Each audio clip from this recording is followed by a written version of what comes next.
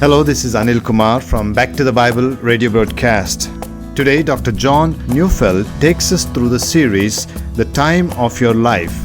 Today's message is taken from the book of Ephesians, chapter 5, verses 15 to 17, entitled, The Preciousness of Time.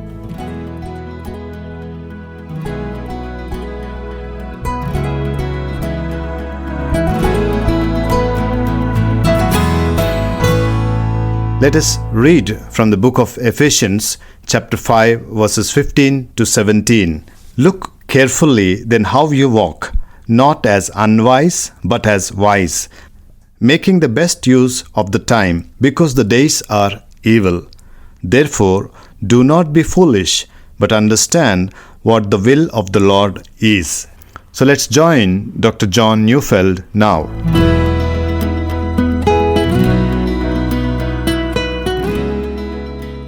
Now, James says, if it is the Lord's will, we will do this or that.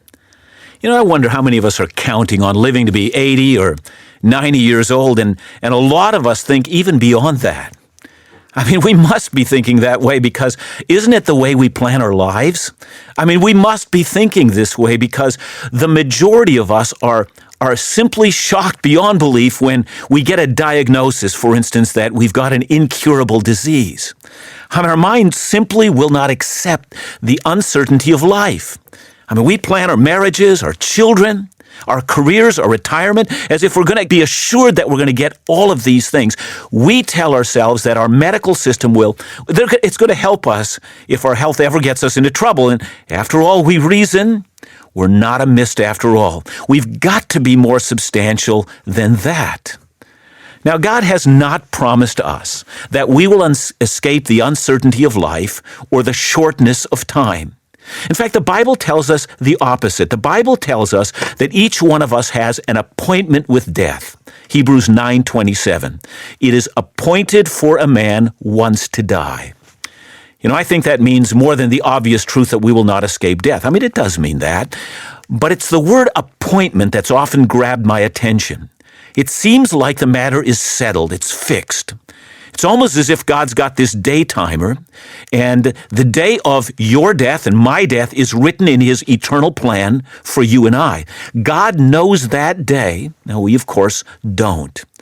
So in this new year, this may be the year of your death or of mine. And all the while, we're planning well beyond that. See, none of us knows, but God knows. If it is His will, you're going to live out this year, and if it's not His will, this will be the year of your death. You may have made resolutions. You may have planned things that you're sure that you're going to accomplish, or maybe there are things in your life that are still left undone, and you assure yourself that you're going to have the time to do that. But as James reminds us, this is all if God wills it. See, you can't escape God's will in this matter. I know in popular language, people talk about cheating death all the time. But here's the secret. No one has ever cheated death.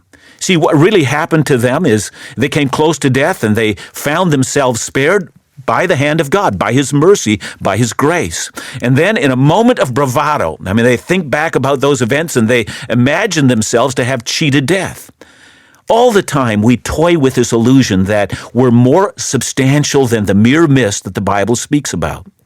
I remember years ago hearing a preacher give this rousing sermon, and it went something like this. The title of the sermon was, "Tough Times Never Last." He said, "Tough people do." Well, in truth, hear me, if you're even slightly susceptible to truth, we all know that's a load of hooey. Tough people never last.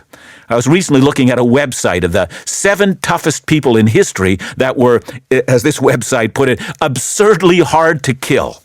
And then at the end of the article, each person, there was a description of them, of how they actually went down. And I rest my case. Hear me, tough people never last. The toughest, the brightest, the most resourceful, the most intelligent, the bravest among us only has an uncertain and scarce commodity called time. See, time is precious. It's precious because it is in scarce supply. And none of us knows how much of it we actually have. But there's another reason why time is precious. It's precious because lost time can never be recovered. See, once time is spent, it's gone. You can't save time. You can only spend time. Every once in a while, one hears of people spending their money unwisely. And occasionally I hear of a business person who's lost a lot of money, and I'll have a conversation with them, and they'll say, John, you don't understand. It's really okay, because even though I've lost a lot of money on this business deal, I have the ability to make money back very quickly. And that might be so, but it's never the case with time. You never get that stuff back. So let's listen to what Solomon said. I'm reading from Ecclesiastes 12, 1-5. He says, "Remember your Creator in the days of your youth, before the days of trouble and the years approach when you say, 'I find no pleasure in them.' Before the sun and the light and the moon and the stars grow dark, and the clouds return after the rain, when the keepers of the house tremble, the strong men stoop, and the grinders cease because they are few, and those looking through the windows grow dim, and the doors to the street are closed, and the sound of the grinding fades, when men rise up at the sound of birds, but all their songs grow faint, when men are afraid of heights and of dangers in the streets, and the almond tree blossoms and the grasshopper drags himself along, and desire is no longer stirred, then man goes to his eternal home, and the mourners go about in the street." Again, the Bible gives us all these metaphors, and it's fascinating. Did you notice that all the sounds in the street are fading because this man's hearing is not what it once was? And yet, strangely enough, the sound of a bird will awaken this man, and he can't get back to sleep. Sleep, which once came so easily to him, is now hard to come by. In fact, all the things that were once easy are now hard. The richness of friendship that was once enjoyed is now hard to come by. Probably because a lot of his friends have already passed away, leaving him only with a few that are remaining. And furthermore, says Solomon, that with the passing of years, the things that one felt confident about at one point in time, when one was young, things like heights and life in the streets, are now viewed as a threat once you're old. With ever-increasing age comes an ever-increasing loss of confidence because the strength to conquer all challenges is no longer there. The body this person had, the energy to accomplish all these things, time has robbed that. See, when we're young, we should rejoice in our youth. You ask a young person what they want to do with their lives, and they're going to tell you a host of visions and a host of possibilities. These are the things that they want to do. And the sun is just rising in the sky for many, and there's a glorious day that's dawning for them. And then when we get to our middle years, some of us look and see that the cup is only half full. And some are in a state of panic because of that, and they try to deny the inevitable. Some are launched into a crisis and try to recapture their youth, making fools of themselves and even indulging in sexual affairs.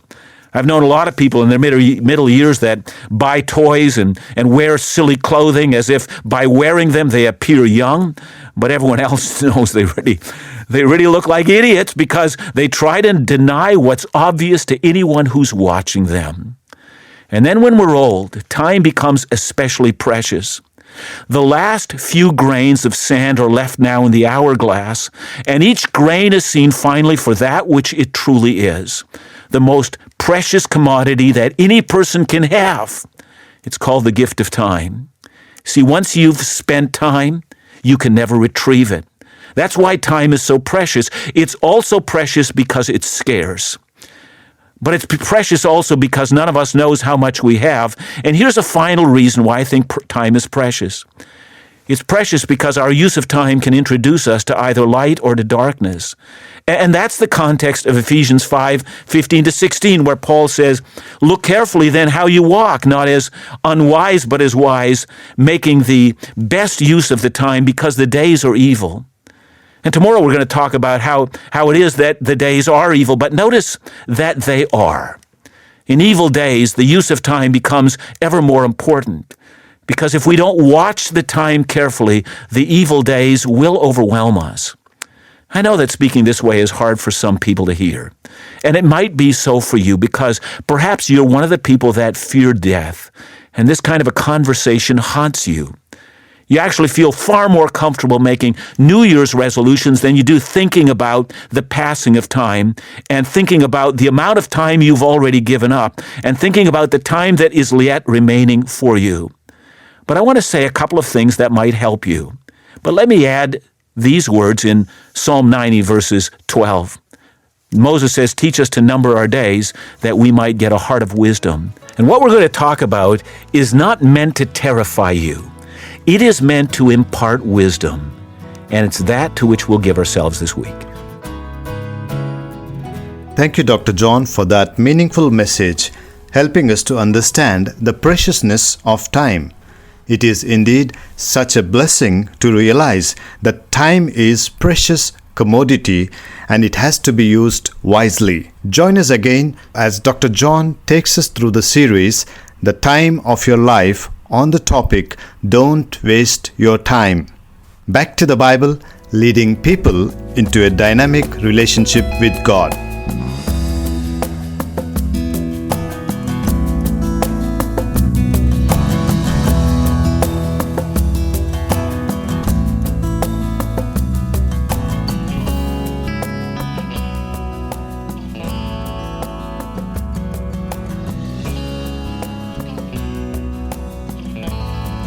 We're happy to announce Dr. John's 30-day spiritual devotional book known as Quiet Spaces.